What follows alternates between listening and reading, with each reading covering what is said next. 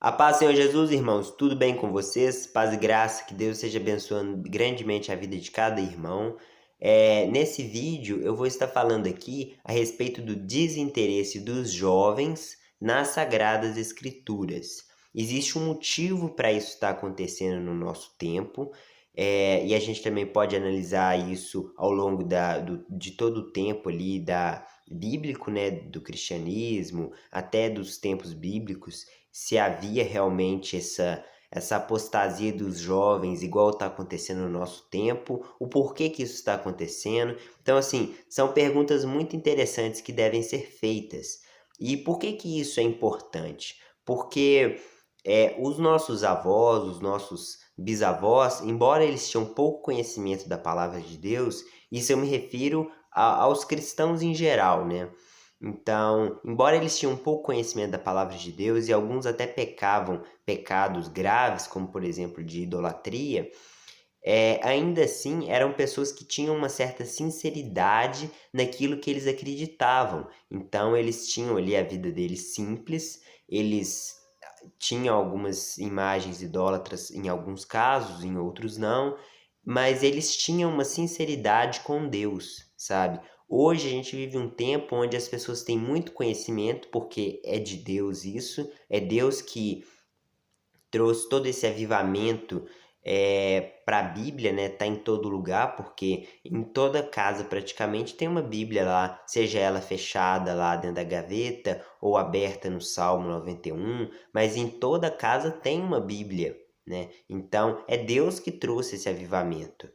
E isso foi, lógico, né, usando pessoas. E isso é importante porque naquele tempo Deus trouxe esse levantamento mesmo, e com a intenção de que as pessoas buscassem a palavra do Senhor, ou pelo menos Deus estava dando testemunho de que eles tinham o acesso à palavra, sabe?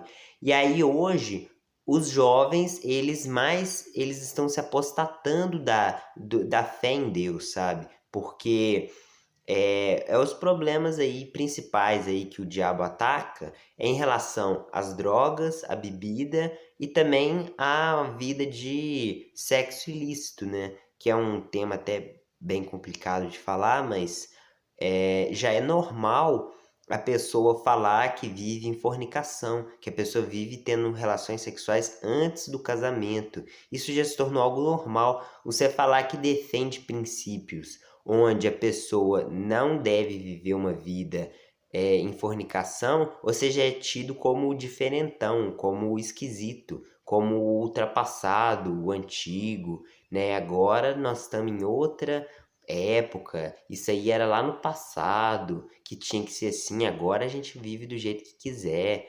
Então, assim, é tanto argumento besta que existe que eles parece que ignoram que a palavra do Senhor ensina um caminho e que eles estão se desviando não é porque o mundo mudou, eles estão se desviando porque eles são rebeldes, porque eles são teimosos em relação à palavra.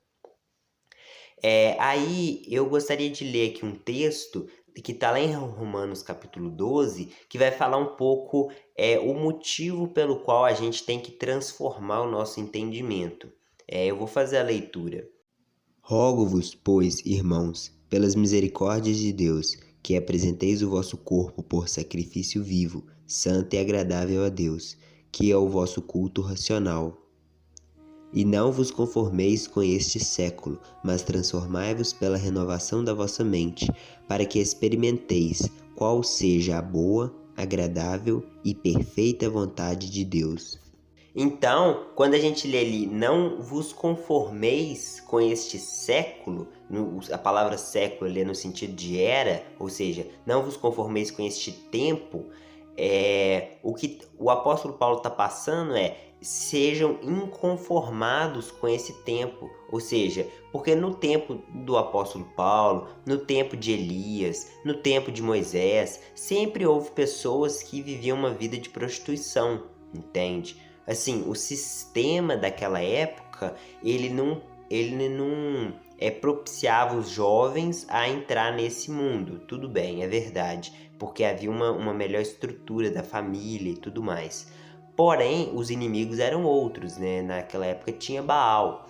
Então, no tempo de hoje, existe essa ideia também do jovem se conformar com o sistema, porque foi montado todo um sistema, tanto na educação ali, principalmente falando, para corromper os jovens, porque é muito raro a gente encontrar uma pessoa que frequenta, seja uma escola, uma faculdade, um lugar assim de ensino, e a pessoa, muitas das vezes, elas estão presas em drogas, em bebidas, ou seja, um lugar que dá a entender que deveriam ser de pessoas sábias, cheias de conhecimento, cheias de entendimento.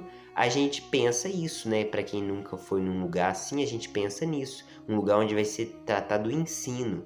Mas na verdade é um lugar de pura devassidão, um lugar de promiscuidade em muitos dos casos. Não tô generalizando, mas em muitos dos casos é assim. E por que que é assim?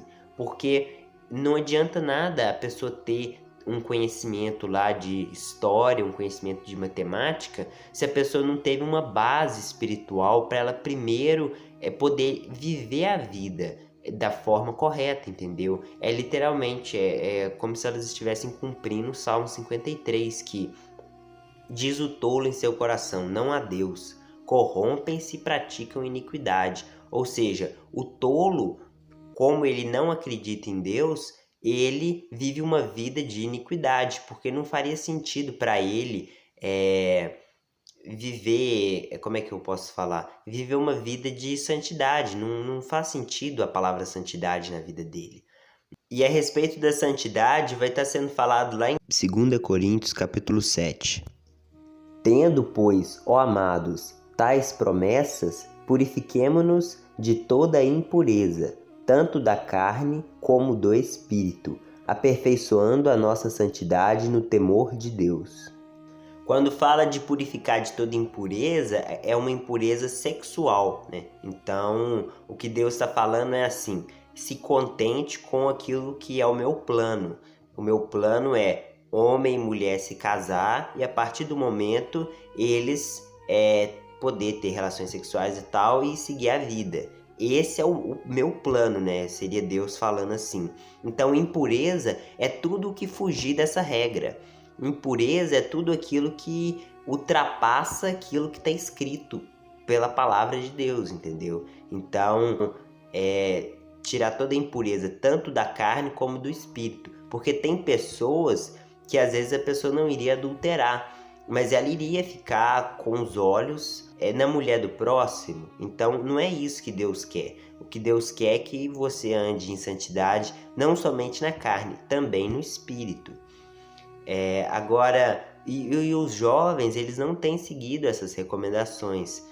E isso tem acontecido muito, talvez pela falta de liderança, talvez pela falta também uma omissão dos líderes, ou então uma certa cumplicidade dos jovens nas obras de seus líderes, que às vezes não vê tanta fé naquela pessoa e a pessoa não segue a palavra, entende? Uma falta de vontade também dos jovens, porque você é o dono das suas próprias ações. Então, se você fez aquilo que é errado, você vai receber pelo erro, sabe, na sua vida, entendeu? Então, é essa palavra que eu gostaria de passar aí para vocês. Eu espero que vocês possam meditar nisso. Se você é jovem, o meu conselho é: se dedique à palavra do Senhor, se dedique às escrituras, sabe? Tenha tempo para Deus, arrume tempo para Deus. Tire um tempinho para ler a Bíblia todo dia, ou pelo menos sempre que você puder, porque eu sei que as distrações realmente aparecem. E não desanime da palavra do Senhor, ainda que você veja erro, seja nos seus líderes, seja nos pais, seja nos avós, não importa, você é o responsável pela sua vida. Então, se você tem acesso à palavra de Deus, é sua responsabilidade valorizar isso. Beleza? Então, muito obrigado por ter acompanhado o vídeo. Deus abençoe.